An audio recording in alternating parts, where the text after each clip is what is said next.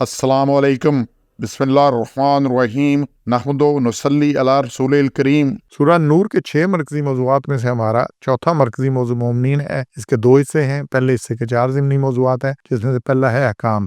ہم پہلے 2 نکات پہ پہلے بات کر چکے ہیں، تیسرے نقطے سے اور چوتھا یہ آیت نمبر 22 میں سے غلطی کرنے والوں کو معاف کر دو اور درگزر کرو، صاحب فضیلت غلطی کرنے والوں کو کچھ نہ دینے کی قسم نہ کھائیں۔ یعنی شروع والا یہ بات الہ سے شروع ہو رہی ہے، الف لام یہ الہ قسم کھا بیٹھنا کہ فضل والے جن کے پاس مال ہے تم میں سے، اور وسعت والے فراخی ہے جن کے پاس، کہ وہ نہ دیں گے قرابت داروں کو کوئی، اور مسکینوں کو، اور ہجرت کرنے والے اللہ کی راہ میں، اور چاہیے کہ کیا کریں، ولیعفو ولیصفحوا، اور چاہیے کہ معاف کر دیں، کیا کریں، معاف کر دیں، اور اس کے ساتھ ہی اور درگزر کریں۔ تو درگزر کرنے کا حکم دیا، معاف کرنے کے بعد دل سے مجرم سمجھنے کا خیال بھی نکال دیں، بالکل ترک ملامت کر دیں۔ یہ اس سے زیادہ بلیغ لفظ ہے کہ آپ معاف نہیں بھی کرنا اور پھر بھول ہی جانا ہے اس کو۔ اور کیا تم نہیں چاہتے کہ اللہ تمہیں بخش دے؟ اور اللہ بخشنے والا مہربان ہے۔ اللہ نے کہا اگر اللہ سے بخشے چاہتے ہو تو لوگوں کو معاف کرو۔ یہ کتنی بڑی بات اللہ نے حکم کی ہے۔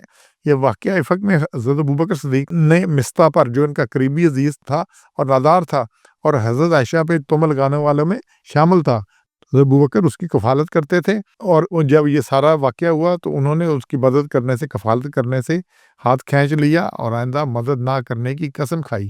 تو اس پر یہ آیت نازل ہوئی اور عفو درگزر کی تلقین کی گئی۔ چنانچہ ابوبکر رضی اللہ تعالیٰ عنہ فوراً اس حکم کے سامنے سر تسلیم خم کر دیا اور فرمایا اے پروردگار، ہم ضرور چاہتے ہیں کہ تو ہمیں معاف کر دے۔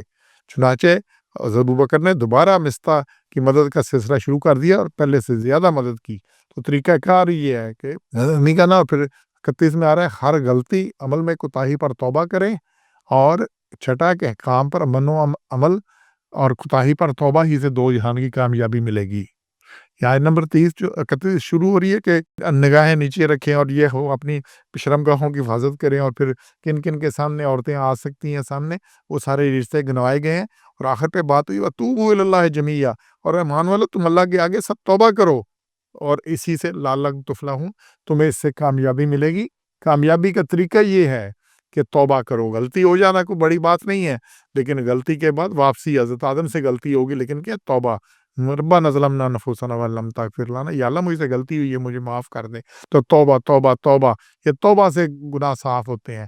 توبہ، اور جو لوگوں کا حق کھایا اس کی تلافی ہے، نہیں تو اللہ سے معافی ہے، اور اسی سے 2 جہان کی کامیابی ملنی ہے۔ اس کے بعد 34 میں قرآن کے واضح احکامات پرہیزگاروں کے لیے نصیحت ہیں۔ اس میں کہ ہم نے تم پہ انزلنا الیکم آیات مبینات، ہم نے تم پر واضح احکامات نازل کیے ہیں، اور سورہ نور میں بڑے واضح احکامات دیے گئے، زنا کے، قذف کے، لعن کے، پردہ کے، بالکل ہر چیز بکھیر دی گئی ہے، صاف کر دی گئی ہے، اور یہ عمل کرنے کے لیے ہیں۔ کس لیے؟ عمل کرنے کے لیے ہوں۔ اور پھر اسی میں کیا بنے گا کہ موعظۃ للمتقین، اور پرہیزگاروں کے لیے نصیحت ہے۔